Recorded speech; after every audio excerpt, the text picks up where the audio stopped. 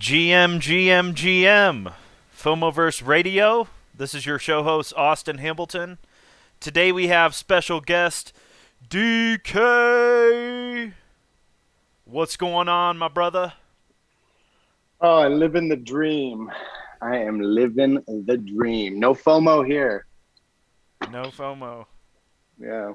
No FOMO guaranteed. Well, I'm glad to have you on today, DK.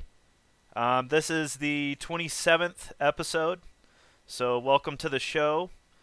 Today we're just going to get to know DK a little bit, just kind of dive into his NFTs, his creations, and why don't you tell us a little bit about yourself, DK?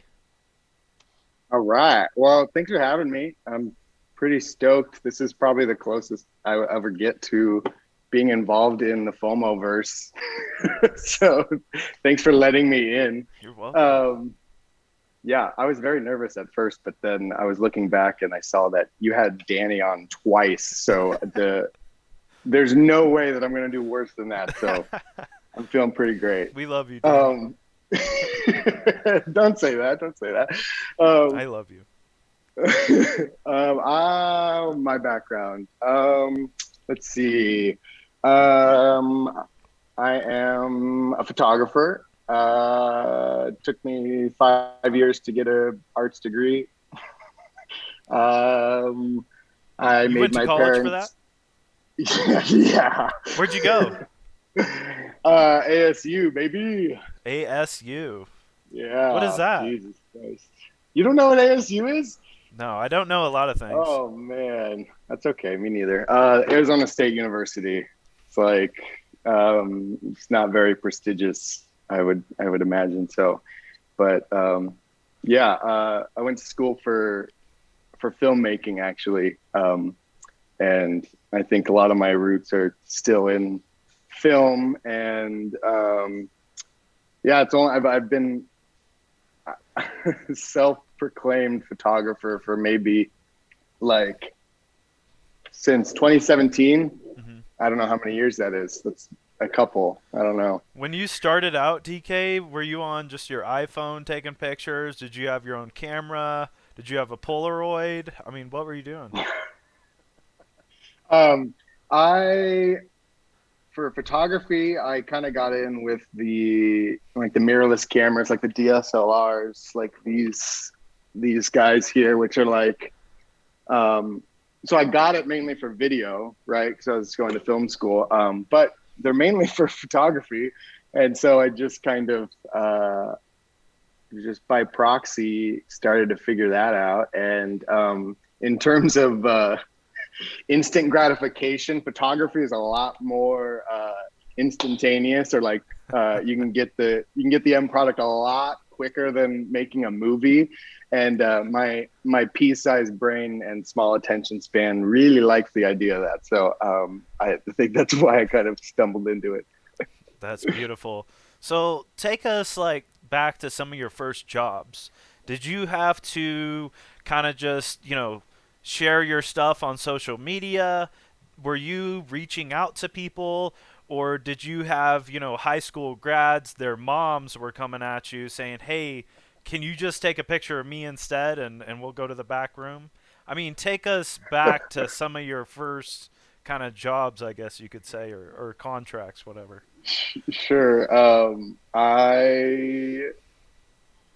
So I've always like, my mom's a makeup artist, and so I grew up on like photo sets and film sets, and so I think that was always a weird part of me, like subconsciously. And like for me, like photographers were always like just the highest form of, I don't know, whatever. Like they were gods to me. Any of the photographers I ever met as a kid, like there were these people that were just running the show, and I think that's also why it kind of took me forever to get to photography relative to the rest of my path. And because I hold the title in such regard that I'm like, I'm not a photographer. I'm not that good. Like I know photographers. I'm not yet.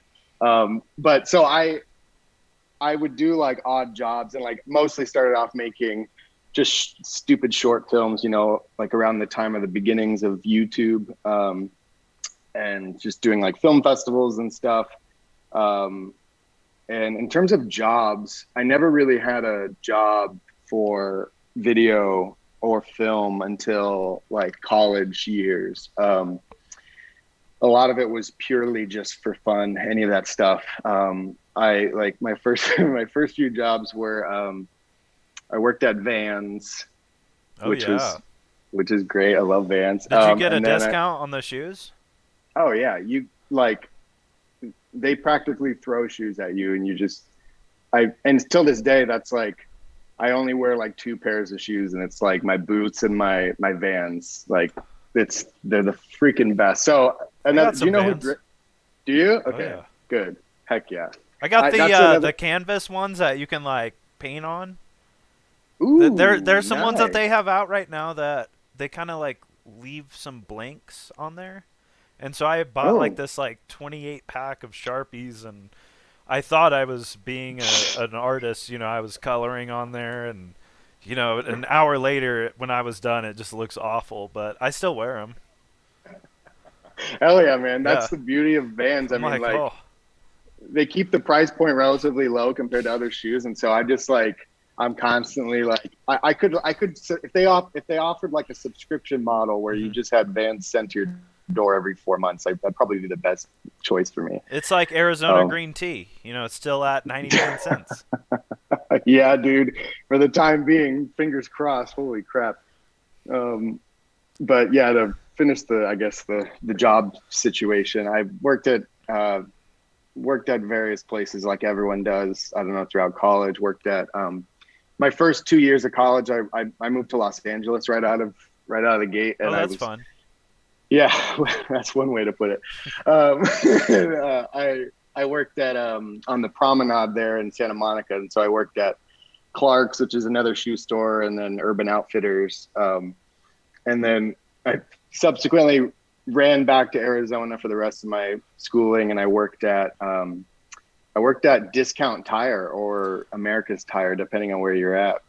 Oh, my buddy, like my best friend here in Colorado Springs, he just left Discount Tire, but yeah, no, Really? he was there for like 7 years maybe. Yeah, Yep. dude, that's the thing. Like, I mean, I have nothing but I think everyone should work there, or like, I wish someone made me work there when I was like 16 because it's just talk about character building, especially in Arizona. You're in a garage and it's 120 degrees outside, and you're just covered in, you can't even see your skin because you're just covered in black, just crap, and for 8 hours. And I loved it so much. I stayed there for, I don't 2 years. Like it was awful, but so great at the same time. I don't know. My gosh, so yesterday in Colorado Springs it got up to 91 degrees. And for a second there I'm like, whew, I'm dying out here. And then I'm thinking, wait a minute. Like Texas and Arizona and all those other places, it's probably like 120, 130 there. This is nice. Dude, it's like 98 degrees or something today, and like that's breezy for me. I'm wearing overalls today. I'm like, that's like Oh my gosh. I'm feeling great.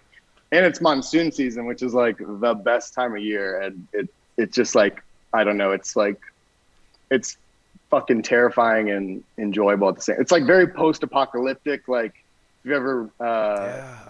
Resi- read the book Dune or like yeah, seen the movie Resident Dune, Evil. like Resident Evil, yeah, because Yes. literally no one's outside. You're like, where did everyone go? And everyone's just like cowering inside, trying to avoid the hellish weather and the.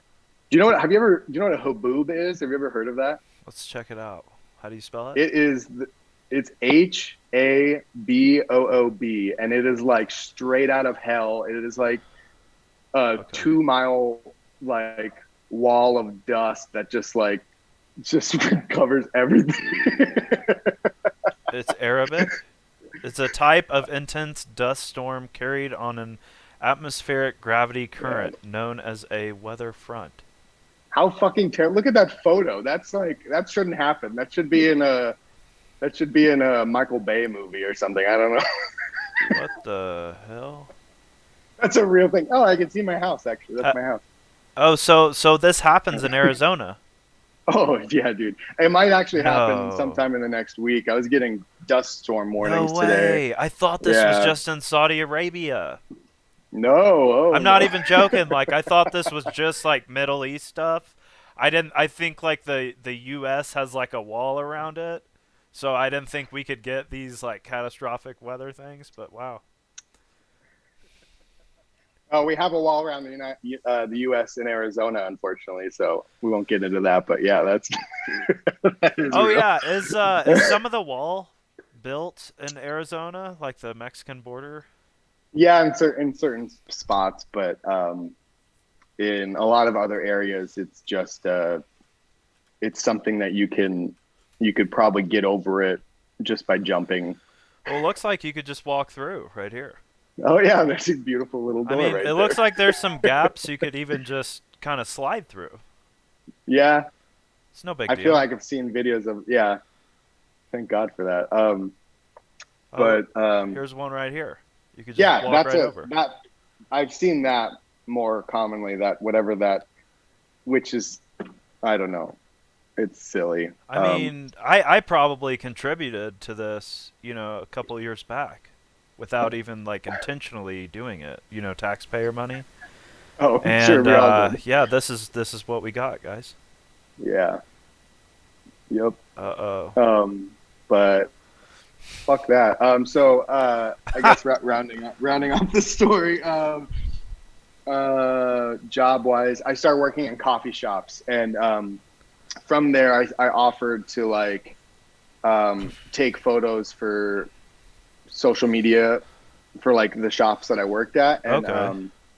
long story short, I ended up becoming business partners with the owners of a particular coffee shop that I got started at, and so right when once I graduated, like the next day was day one of my own company, and we're still here, fingers crossed. So, but yeah, that's my dumb story. Bro, that is amazing. That the ending there, that you worked with a coffee shop Yeah. and then you became friends with the owner and then you started your own business. So while you were at the coffee shop, what was your favorite drink to make?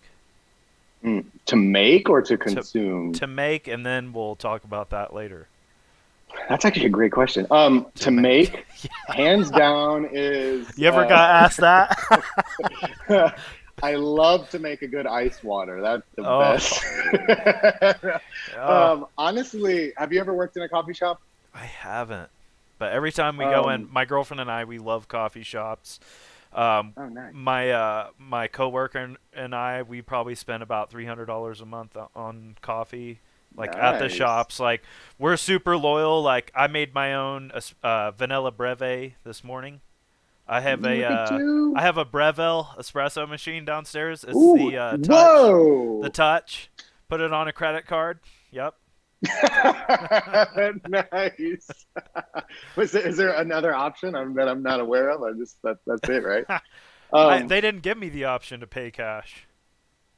They're like, "Do have you you want to been in finance this?" have you been in Colorado your whole life? No, I'm originally from Wichita, Kansas. I came out here in 2015. Oh, good for you. You made it out, huh? I made it out. Yeah, yeah. Wichita, Kansas is just it's great. I know. I have a lot of family and friends, and go back, have a lot of memories and stuff there. But I was 21 when I moved out here, and I just wanted to make my own life and be my own man. Good for you. Look at you. You definitely look like your own man now. You're Mr. FOMO. Rrrr. I'm the guard. um, Rrrr. Dude, I've been to we did a project for a multifamily like housing unit thing in Wichita called the Douglas, and it was we were it's the weirdest place. There was no one there. Like we would just walk there.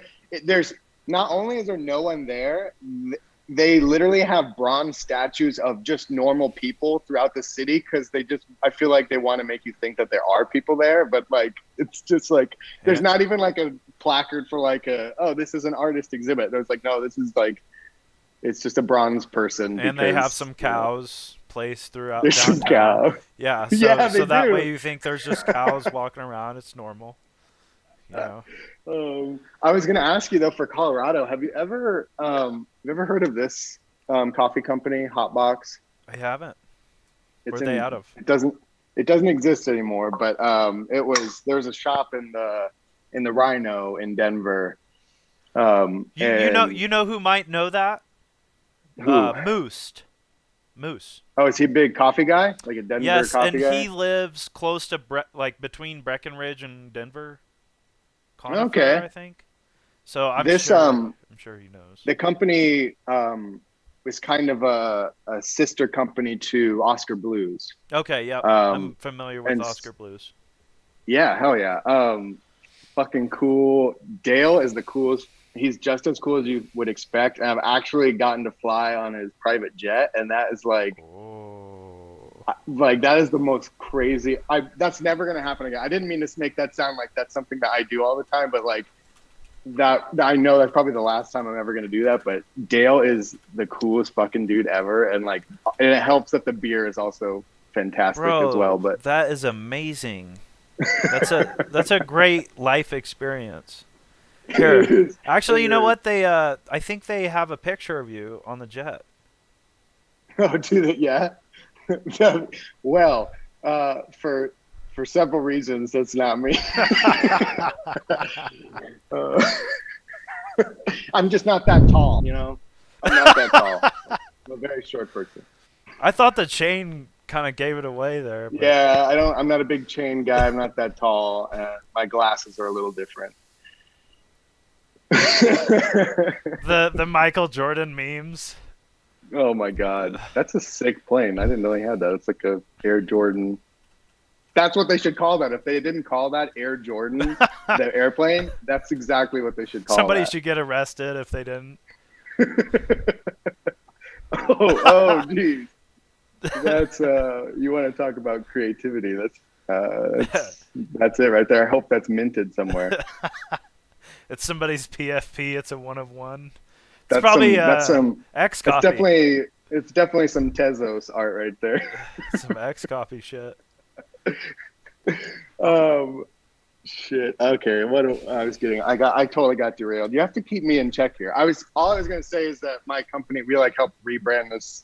My business partners own this for a second, and we helped rebrand it. But yeah, Oscar whatever. Blues or the Hot Box? Hotbox, Okay.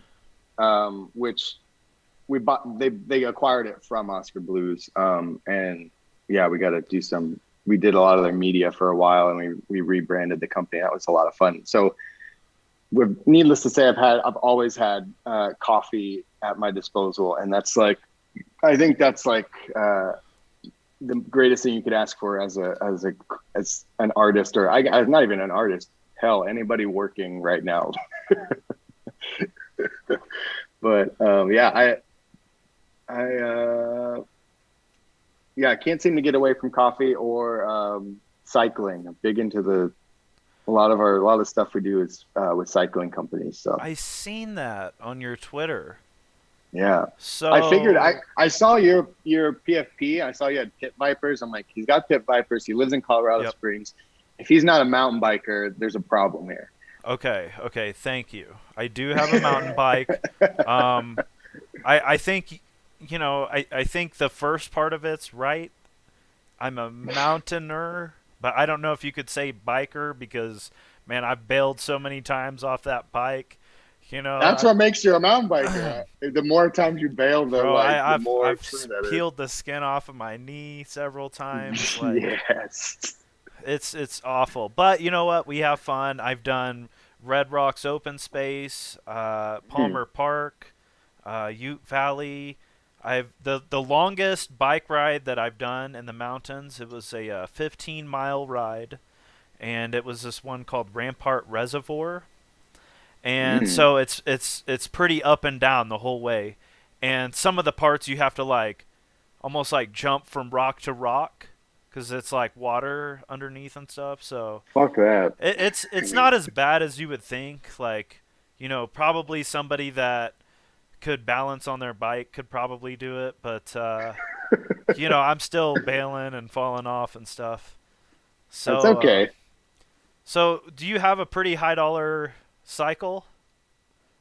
Um, I guess relative. I always forget getting like so into the industry that like I would say mine's pretty on par with most. I don't. I'm not a mountain biker. First of all, I'm a Right, roadie and right, gravel. right. But my bike is pretty on par with what you would get into just out of the gate. I bought it. It's a Canyon, which is a German company, and Okay. I think I got it for like 3,500 or something. I bought it. I bought a floor model so I could knock a couple grand off Oh, that or that whatever. sounds like a pretty good price because I know some of these Yeah, bikes are like 10 grand. yeah, exactly. Yeah. Okay, so I feel like a lot of the times most people they're thinking of like Walmart bikes and they're like, you spent how many thousands of dollars? Like my bike is 200. 250? Yeah. Yeah, there you go. That's beautiful. I love that background. My takeaway from this screen share is that one, Kid Rock is trending, and two, you don't follow smart contract, and uh, both things are problematic. Oh. Okay, so who's Smart Contart? What? You don't know who that is? Oh my No, here. goodness. Okay, let me give the plug. Okay, Okay, here we so go. he is he is solely responsible for my smart contract for my drop that is starting today, and he's also built the website for it. Incredible coder, developer, the nicest dude, the most French dude you'll ever meet in your entire life. He is fantastic. He's been around the Ash ecosystem for I don't know, probably since the beginning, but he's done drops with people like Hoxid, Greku, Yasi. I don't know, you name it, man. Oh, This guy's beautiful. been involved with I yeah. just followed him. He's the absolute greatest. If there's one takeaway from any of this, it's that everyone should follow Smart Contrart and like what he's doing because he is uh, a genius is almost an understatement in my opinion. So yeah, shout out to Beautiful. him. Everybody go follow him. Yeah. One thing I wanted to do on the show is touch base on your new drop. So let's go ahead and tune in, drop out, and Yeah. check this trailer out.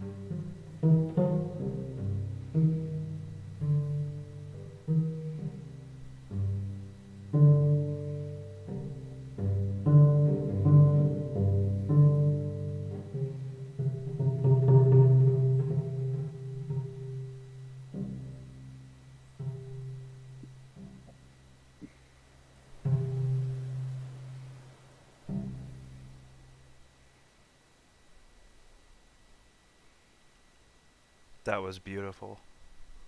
Dude, shout out to Begonia Chan for making a hauntingly beautiful score to that. And funny story to that, I'll just get through it real quick, is that I had reached out to her kind of at the beginning phases of this collection, and I was already a big fan, seeing some of her stuff online, and I had asked if she'd be open to letting me commission her to make a compose a track or let me buy like license a track that she's made just for the trailer of the drop.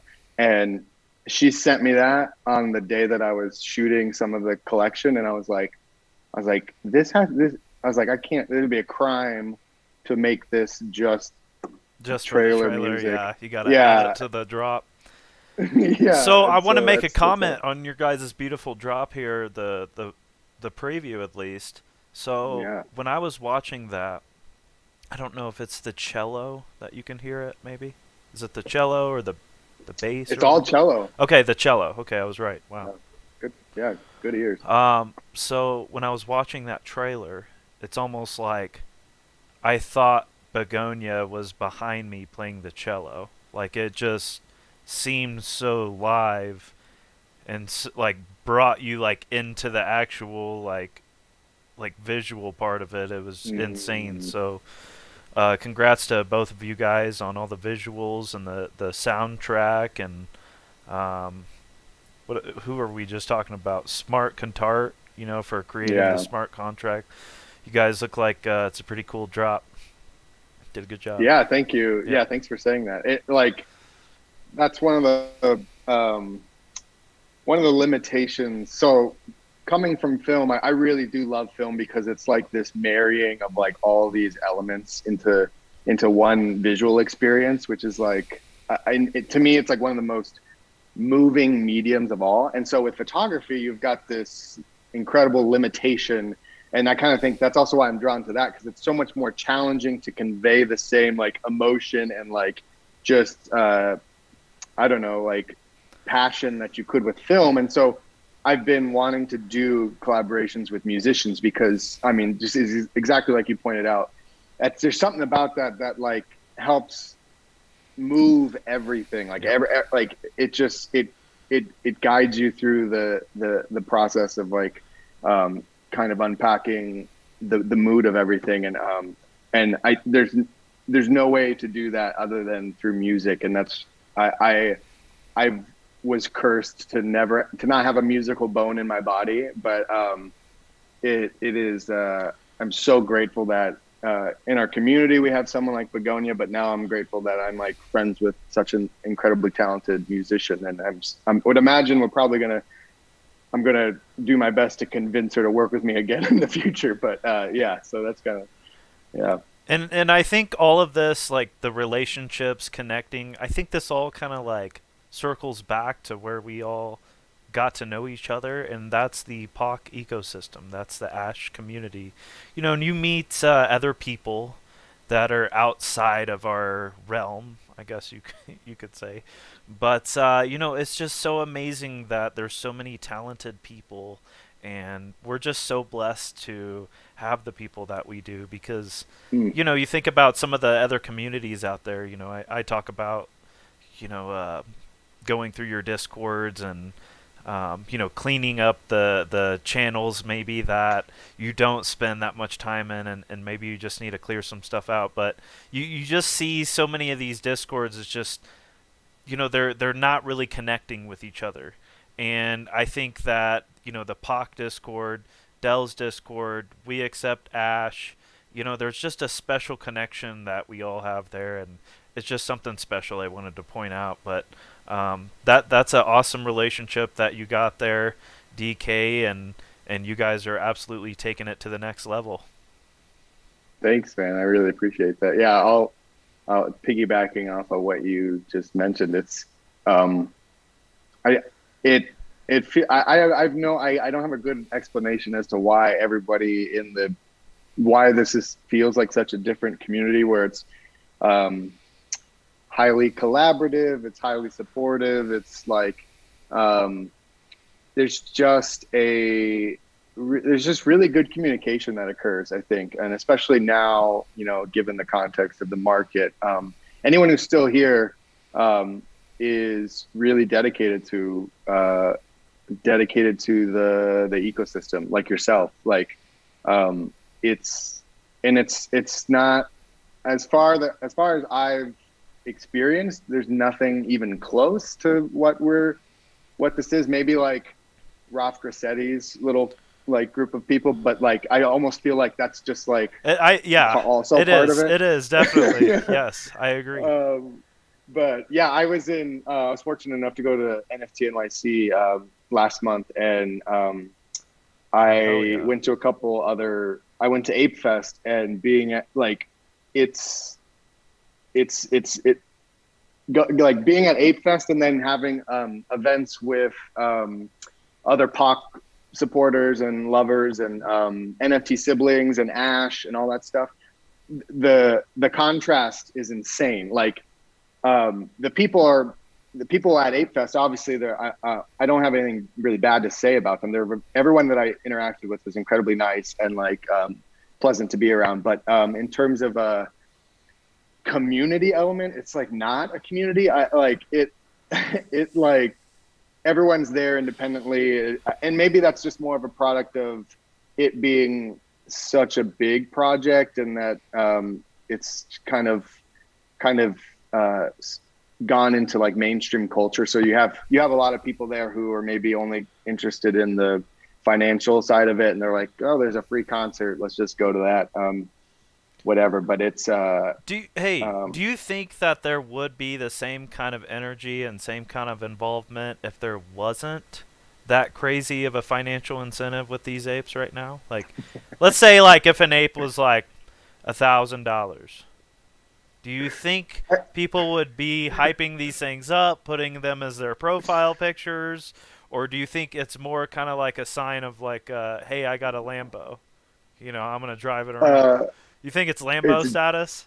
it is definitely Lambo status because I mean, and it's not even a question.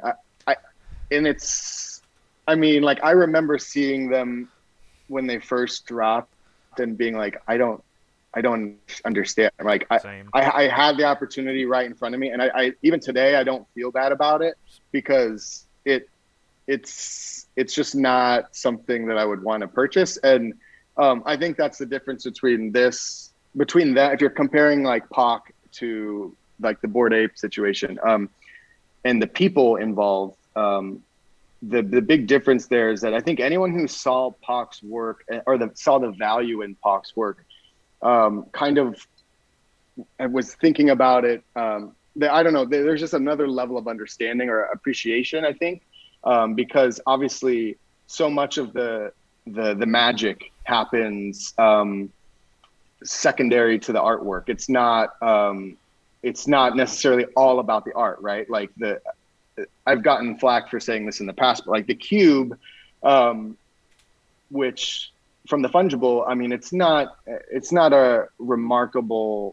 like an incredible looking thing. I mean, I would argue it's a very simplistic and like minimalistic thing. There's not much to it, but obviously the value there is everything else, the context, right? And I think anyone who was willing to give their money to be a part of that, I think was already under the understanding, like just understood what it was or understood the value of what it actually means for the space or like the history of the space. Like whether it ends up being a good chapter or a bad chapter of the history of NFTs, it's going to be a pretty damn big chapter of NFTs. So like, whereas the Bored Ape thing, I don't know. Yeah, I know people probably get pretty charged up about a lot of that stuff, but yeah, there's just not. It's very, very, very different. And like any of the other, it's kind of the same for a lot of the other PFP projects. I went to the Goblin Town thing, and that was like, it's interesting to say the least. And yeah, I don't know.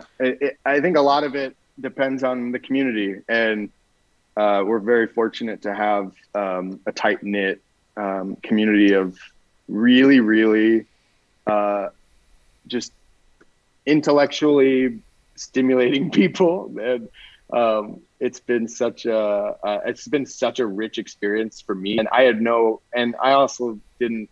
I got stuck. I think I got all in all transparency, I got sucked into it um, initially more so for the financial benefit, and I would have never guessed in a million years I would be kind of where I'm at in this particular space. Um, I yeah, shared that same kind of experience. There was actually this like bridge I had to pass, mm, not physically, but I guess mentally. And so when I first got into NFTs, I just was seeing the money that people were paying for some of these things. And I've said it multiple times here on my FOMOverse radio, but there was this one NFT. The first one that I seen was Picasso Bull, and I was like, uh, wow, people are paying $4,000. Imagine yourself on the other side of it, like you're the artist, you're selling it for 4 grand. How can you be a collector? Let's say buy that for 250 and sell it for 4 grand. So, I started getting into how can I, like, how can I like flip JPEGs, I guess, and yeah, then I got stuck in the art, and I'm like, wow, maybe there's something else here. Then I got stuck with communities and networking with people, and I found that very valuable. And then from Trevor Jones, his fusion extrusion drop, yeah, that's when I really discovered POC, and I've never looked back. Like when I first stumbled upon it, you brought up a good point with the cube. It's like really minimalistic and simplistic, and I think that's like something that our generation certainly values. Like for instance, yeah, like the iPhone. It's very like it's user friendly. Like it's probably the easiest phone to mm, use, and it's a new thing. Like it does new things that we never had in the past. And so the cube does new things, like you can burn it for mm. ash. So we're just looking for like some new things, some new innovation, and I think that's just what we stumbled upon here with POC. So um, circling everything back around, we're truly blessed, and I'm definitely grateful to be here today on FOMOverse talking to DK. This is amazing. What along that kind of topic? What was your, and maybe you already said it, forgive me, but what was your first NFT purchase? It was actually Lost in Tokyo by Blau and Slime Oh, Sunday. It was was just a that still like image. 2020? It's just a still image. I th- I think that was like summer of 2020, or wasn't it yeah, like, I think it was the later part of that's 2020. wild. That's a, you, wow, good for you, man. That's crazy. Do you still have Let's see. that? No, no. Oh man. Yeah. Okay. Here we go. November 14th, 2020. Here. Yep. So that was my first purchase, and it's funny the experience that I had on this first purchase. Um, Ah, I'd actually tried to make a purchase before this came out. Um, two purchases actually. Um, the first Nifty Gateway purchase I believe that I tried to do was the FIWO drop with Shattered mm. Glass, and I just couldn't click fast enough. So I missed out on that drop. I was pretty bummed out. And then I tried to do Trevor Jones Maker's Place with Jose Delbo, the Batman drop, and Oh yeah.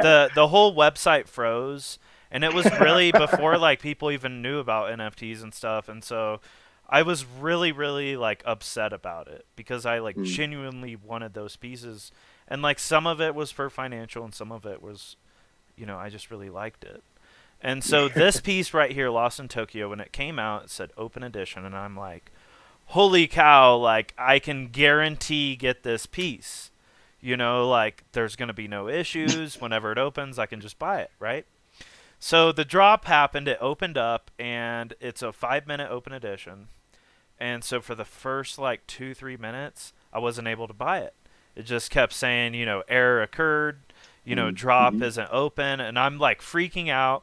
I'm calling one of my finance managers because I work at a car dealership. And I'm like, Dave, I don't know what happened. Like, my computer's not letting me buy it. Maybe it's something I'm doing. And he's like, Austin, he's like, just refresh it. Maybe log in and out. Like, just keep trying. So 6 minutes into the drop, I ended up buying it, and it was only supposed to be a 5 minute open edition, but some weird thing happened to where they had to extend it. And Yeah. so it ended at this weird time, and like 113 ended up being minted. And so that was my first NFT that I bought. Um, Along with, I bought another one out of this collection, but I think it was on the secondary. And then how quickly did you flip them? Um, how quickly did it? Here was the other one that I bought. Ultraviolet, yeah, Yeah, and there you go. and I wanted to like have like part of the same collection, but I really like this one too because it was only an edition of Mm, 100 and the other one was 113. So it was like, okay, yeah. there's something here. So, um I ended up holding on to these. So I bought them November 14th, 2020, and December I was just buying some more JPEGs that I liked. And then it comes to the point where it's New Year's, right? Mm, And every single New Year's, I make a New Year's wish or a New Year's resolution. And some people might think it's funny or like, oh, come on, don't be so serious. But like, I do the same I thing. try to like genuinely like make something happen. And so my wish was that I wanted to sell an NFT. It doesn't matter for how much. I just wanted to sell one. Well, it just so happened like right in 2021, like the first month of the year, things started to like creep up, go into the next month, and then I think it was like March, like things were like out of control, and so I ended up selling Lost in Tokyo for 1,200, and I think I Yeah. sold Ultraviolet for like 1,000 or something like that. But and I just couldn't believe it because it was like 10x. And you hear about all the stock traders and they're like, oh, 10x, that's like insane. And so I'm telling people Yeah. at my work, they think I'm crazy. I'm buying digital art. They don't know what it is. I'm just a little wacko, I guess. And my first like big NFT sale, like over like couple thousand, it was Gucci Ghost, and it was one of Yeah. Trevor Andrews' first Yep. Gucci Ghost. I had the pink one, not the Oh, plastic. It was nice. just like the pink moving one, Yep. and I ended up selling that one for like 7,000 or 7,500 or something. And that was like crazy. I think I like woke up one day, I like listed it, and then like didn't sell, and then like a couple weeks later it sold, and I woke up and I was like, my jaw was just like on the floor. I'm like, this can't be true. Something's wrong. And then sure as hell, like I look in my account balance and boom, there it is. Like, and I just couldn't believe it. And then so like I feel like after that, like I was telling people at my work, and so like everybody was like taking out credit card debt and buying JPEGs. Like one of Oh the guys no. at my work, I think got like 20, 30 grand in debt, like was buying every single Uh, open edition, like every single secondary, but you live and you oh learn. man. Oh yeah. You live, you learn, then you die. That's true. It's yeah, man. That's how did you? So you're buying in November. How did you not get a Beeple piece? So that that's a good question. Um, so when that drop came out, it was $1,000. It was in 2020. Keep in mind, I'd never paid over like a couple $100s for a JPEG. Right. So $1,000, I was like, geez, like I have like five JPEGs that are $1,000. Like, I don't know if I'm ready for that. And so Mhm. I ended up like skipping out of the drop, which was like one of my worst mistakes I ever made. Uh, But it's the okay. nice thing is though is I did win the raffle for the spring summer drop, and so No kidding. yeah, so I got one of Beeple's drops for $1. So I guess that's kind of like redemption Whoa. there. So You better, if you tell me that you've sold it, I'm gonna kill you. I haven't unboxed the physical. It's just sitting in the cardboard box. You Fucking know, smart. You need to put that in a a fucking bank safe. vault. Yeah, exactly. Yeah, I tell people I'm like this thing and Beeple's NFT. I think it's like a $250,000 That's your NFT. retirement plan right there, man. Yep. I remember like when the drop first happened, people were selling for like 35,000, 40,000, and Mhm. Tommy K from Nifty Gateway Yeah. and a couple other, or no, maybe it wasn't Tommy K. It was the people Winklevoss twins.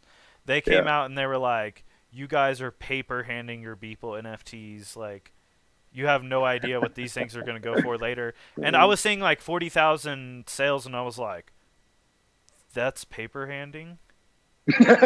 And so I'm like, what is it gonna, so that's kind of like, honestly, probably what kept me from like holding back is this rich mother trucker that's like a multi like probably a billionaire is saying, hey, 40,000 is paper hands. I'm like, okay, maybe I need to like take a step back and like reevaluate before I do something stupid here. That's so tricky though. Like now that I'm thinking about that, like it is really I do as time goes on, I totally sympathize with uh any kind of flipper. Like I just remember I'm like thinking about when a lot of the POC stuff and Ash kind of like hit the pinnacle in what was it, November or October or something. Like just seeing what everything was worth. I remember the same thing. This a lot of the same conversations are going around where everyone's like, you're paper handing poets or you're paper handing Ash. Like you're selling Ash for $50. It's going to be $10,000 in 6 months. It's like And Bitcoin, we're buying it at a dollar and it's going to be like yeah, 60 grand, exactly. right?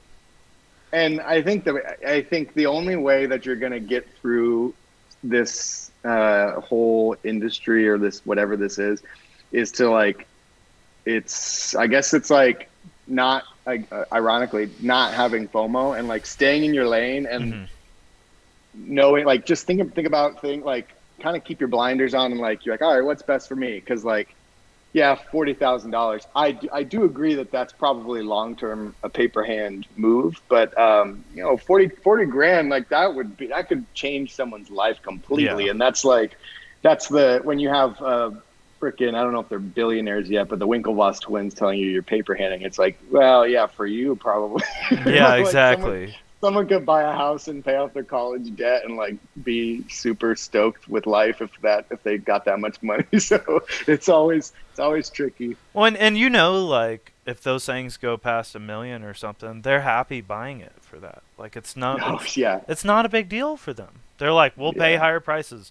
And I've seen like Shorts Howard and some of these other guys that like have more monetary power. They're like, we don't care about buying it off a primary or buying it for a Hmm. discount. They'll be more than happy to pay 5, 10, 20x whatever the price is now. You see it all the Hmm. time. And Yeah. like it's same thing with Bitcoin. Like people won't buy it now, but they'll buy it 100K or 200K. It's Yeah. crazy. Yeah. Yeah. It's that psychology of Hmm. uh, what you described is literally like I mean part of FOMO or whatever. Like you can get people who are like they watch something go up week after week and then they wait till the like 10th week to buy it and then it just the next day it's like just And I've crashes. done that before. Oh yeah, we all But at have. I a mean, much smaller scale. But yeah. Um, what kind of so what kind of now? I mean, obviously we're in a very different chapter of NFTs. What kind of stuff are you into right now? Are you even looking to buy things? Are you like just holding what you got for a while? Like what's your strategy? so I tell people this still, and I've stuck on this same like narrow path for like the past, geez, like 8 months maybe. I've just been buying Dell and POC still. Good for you. That's Like, great. I think right now I'm like 14 or 15 Ash Chapter 2 pieces, and like Ooh. I like burned 5 for Form 2 NES graphics, Oh wow. Nice. but Very I still nice. have 14, and then I've always wanted to have 10 poets, cause like people Mm-hmm. have the little thing on Discord, and I'm like Yeah. jealous. So right now I'm up to 9. I need one more, and I can have that like yellow thing. Yes, I know what you're talking Yeah, so about. really like I just been just still buying. Like I'm not listening to anybody else. Like I'm coming in like supporting small Ash artists here and there.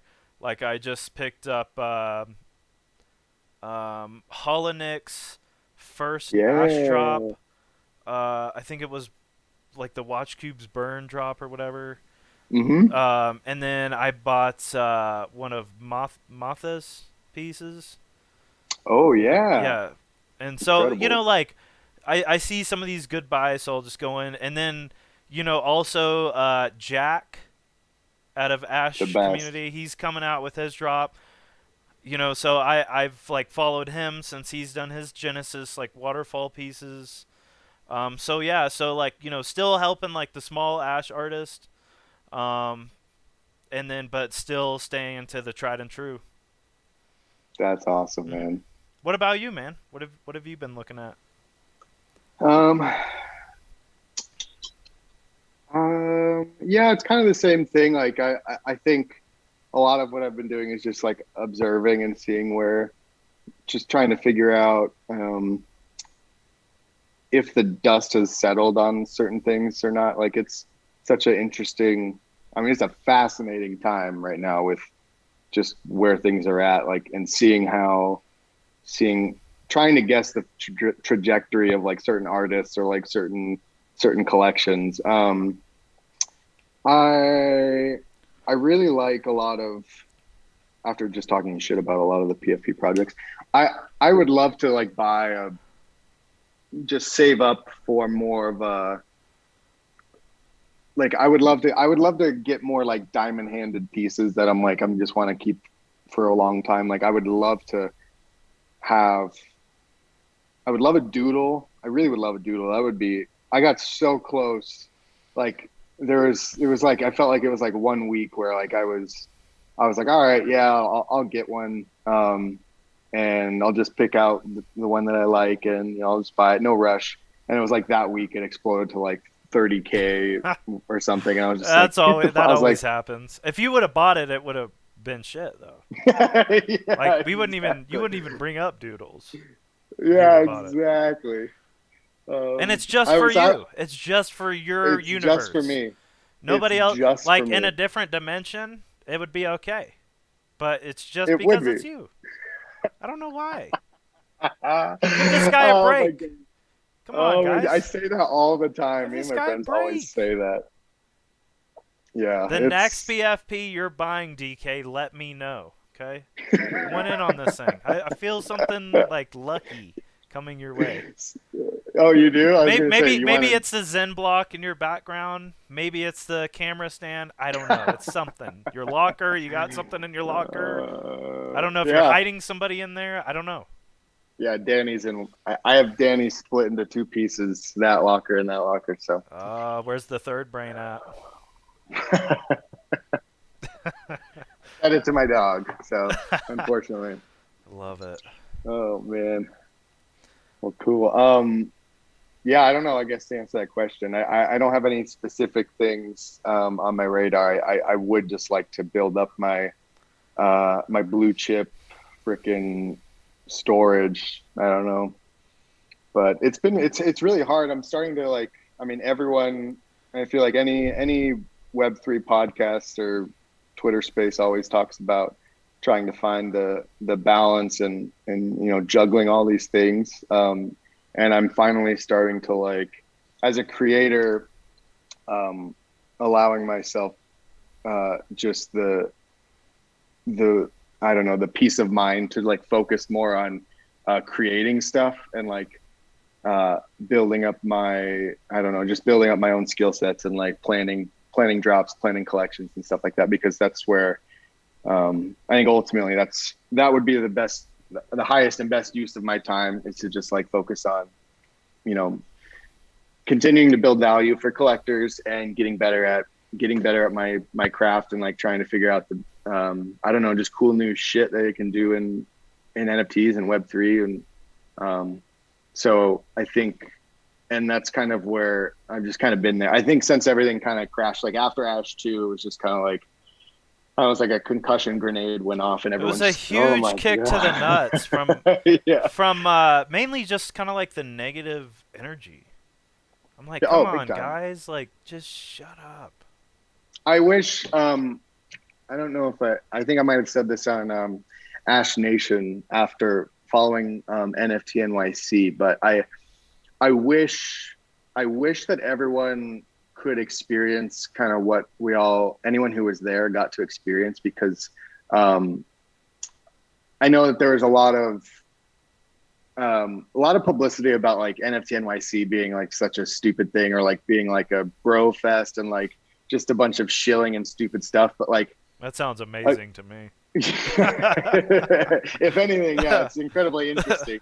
But like I think a lot of the stuff that we see in terms of any sort of news article about NFTs, or like the trajectory or market sentiment, you have to realize, specifically talking to like the communities that we're involved in, a lot of those articles and a lot of that sentiment has nothing to do with us. Like it's talking about the value of Bored Apes, or the value of Yuga Labs and crypto punks, and obviously those will help drive the overall market. But like, I've seen, being in NFT NYC with like the Ash community and like other, just like experiencing more like individual artists, the passion is there, the sentiment is there. You're seeing incredible things being done, and like there was no shortage of excitement. I don't think. Like, I got to see some of like my heroes for like photography. Like I got to meet Drift, and I got to see Rough Wow. Draft.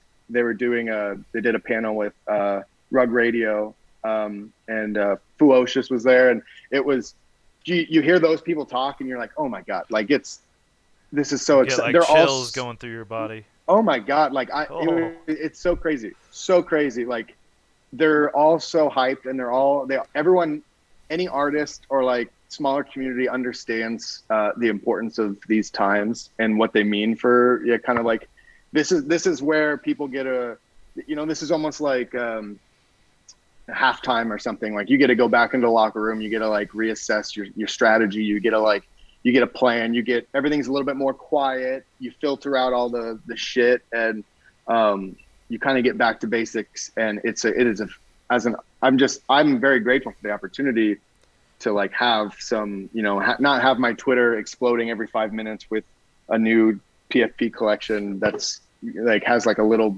mini pump or something that makes me feel like shit. But yeah, I mean, the sentiment for the good stuff is still there, and the people who are making cool shit, they're making even cooler shit now. And I would imagine, I know Pac is doing the same thing, oh and yeah. so it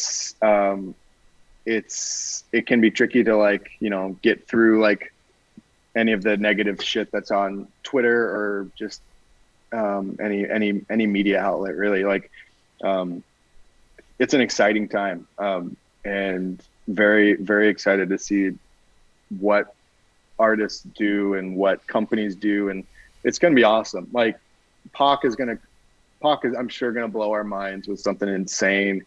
Other art, like Dell, are you like? Oh I don't yeah. even need to say it. Everyone knows. Everyone knows it's going to be crazy. Like, he's one of the hardest working people I've ever had the privilege of knowing, and like it's like, of course it's going to be incredible. And like, that alone, I don't know, me as a spectator or a collector, that gets me so excited. I don't give a shit what ETH is Man, at. I Like, feel like I'm drinking a Red Bull listening to this.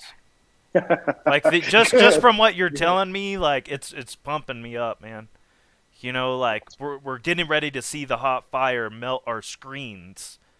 Like, you yeah. guys don't even have the right screens to look at these things.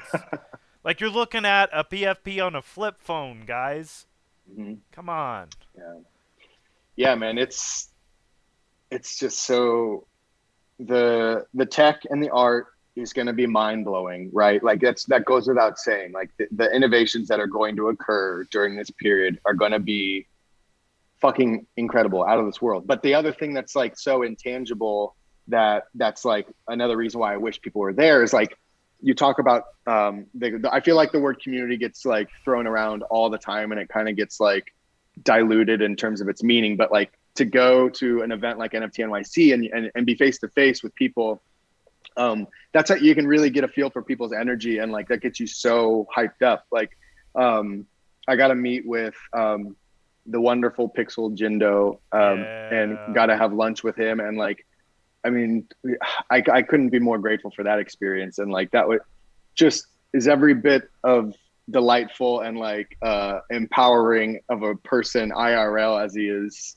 in the metaverse or whatever. But um, it's, and it's such a weird thing. Like I stop me if I'm getting redundant here, but like the coolest thing is that moment where you get to like see someone face to face for the first time. Like Danny, I hate him, one of my best friends.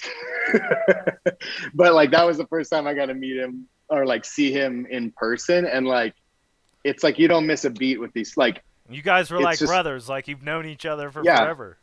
literally, like it there was no awkwardness whatsoever. And like that one, like the siblings meet up and then the Ash meet up in the park on the right side. um we were just hanging out, standing in a circle, and then you see another stranger walking up to the circle, and everyone's like holding their breath, like, oh my god, who's this gonna be? And then they walk up and they're like, I'm so and so, and like you're like, holy fuck, like, and everyone just like everyone hugs and everyone's so excited. And it's like Thor, you know who Thor is, right? Oh yeah, Dell's Okay, Discord.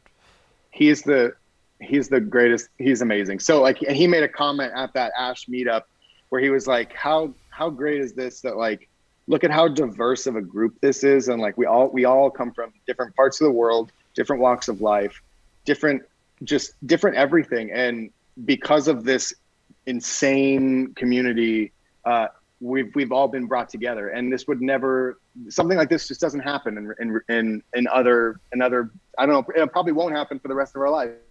And it's just like the most beautiful thing. And there's something about that, and I know is going to be what's going to like move this whole industry. Is like there's this intangible sense of like I don't know, camaraderie that exists. And these events, I encourage anyone, if you can get to any NFT related event that's like close by, like it's just so worth it. Like it was the best. I don't know. It was just the absolute best experience of my, it made everything like worth it in terms of like all the hours you spend in Discord and on Twitter and all that stuff. Like just the 1 week I was in New York is like completely charged me up for like probably the next 5 years. I don't know. Oh, oh, I'm so jealous, Yeah. man.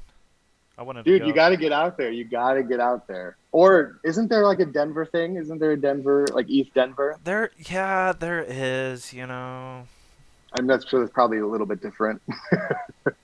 I don't know if I'm gonna go. NFT NYC is fantastic. Yeah. So I will just say that. Yeah. One thing I wanted to touch base because we're running over an hour here, which Mm. I love you on here. But one thing I wanted to touch base. This is after looking at your work. Maybe I haven't looked at all of it, but from the work that I've looked at, this is probably my favorite collection. And you know, maybe it Mm. does have something to do with POC, so maybe I am a little biased. But what led you to drop these works? Maybe tell us a little bit about the drop.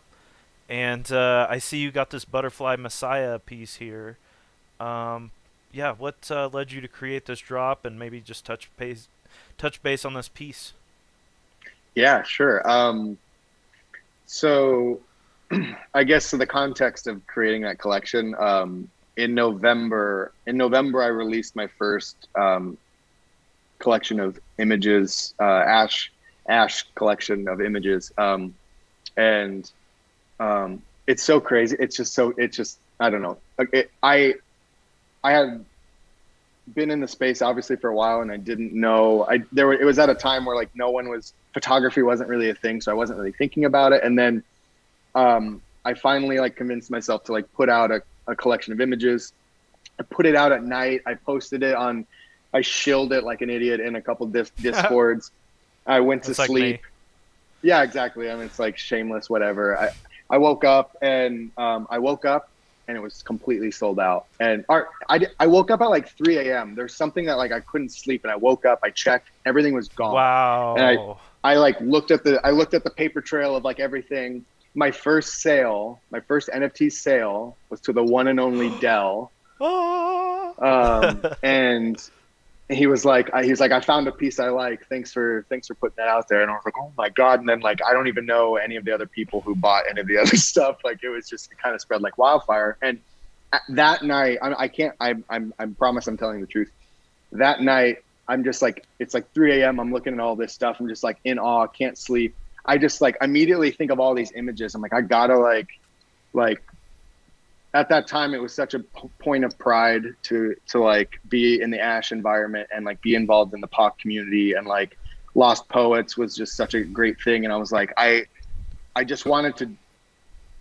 No, I mean the collection's called Homage, and it's like I wanted to pay homage and tribute to, you know, the reason that all of that was possible. So, I just came up with a lot of those images. I came up with Butterfly Messiah and The Alchemist.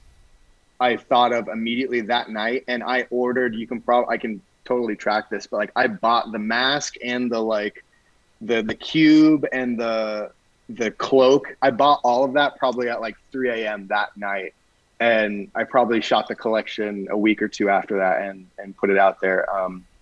And then obviously that collection is really kind of what was kind of my blast off moment, if you will, because it was Dell retweeted it, and then Pac retweeted Dell's retweet, and then Pac subsequently bought everything. So Butterfly Messiah is owned by Pac, or he owns all four of them. But Butterfly Messiah is the one of one that was obviously a tribute to Pac, and one of his. Because I'm a video guy, I love. If anyone is not familiar with Pac's like video, like motion work. He's got a Vimeo channel, and one of his most popular videos is titled Butterfly Messiah, and it's just fucking beautiful and fantastic. I think he was referencing a Kevin Spacey movie that I can't remember. It's a Kevin Spacey movie where Kevin Spacey's like an alien or something. I can't remember what it was called, but that was his inspiration for that. And then I obviously just stole the title to pay tribute to this mysterious figure that I owe a lot of my success to. So that's kind of my.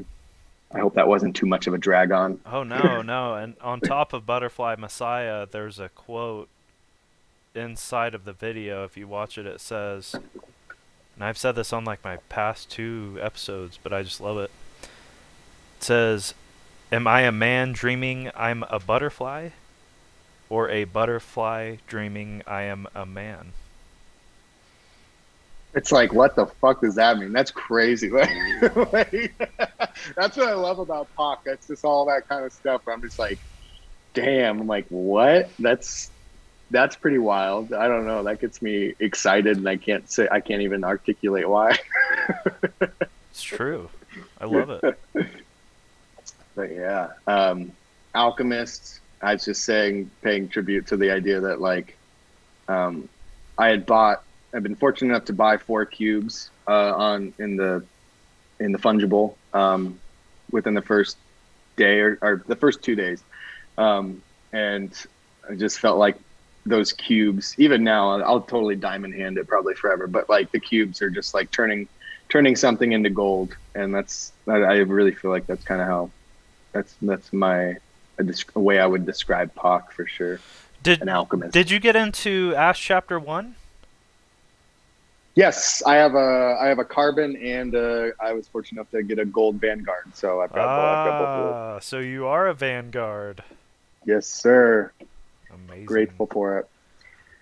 I'm trying to think who nominated me for that. Somebody. It was the period after the initial list, and someone in the Discord. I can't. I feel bad. I don't remember this, but yeah, I was very fortunate enough to have someone nominate me, and Pac pay attention and remember me enough to do that. So, yeah, that's so. That was so exciting. That was surreal. I was fortunate enough too to get on that list. So really, yeah. So I'm happy to be on that list with you, brother. Just a couple of Vanguards. That's pretty cool. We're chilling on here. So hey, we're gonna wrap this up with 2 more questions, and then we gotta go. So thank you again for coming on. Yeah. First question is what is your favorite shit coin? It's not a trick question either. Um, Cum Rocket.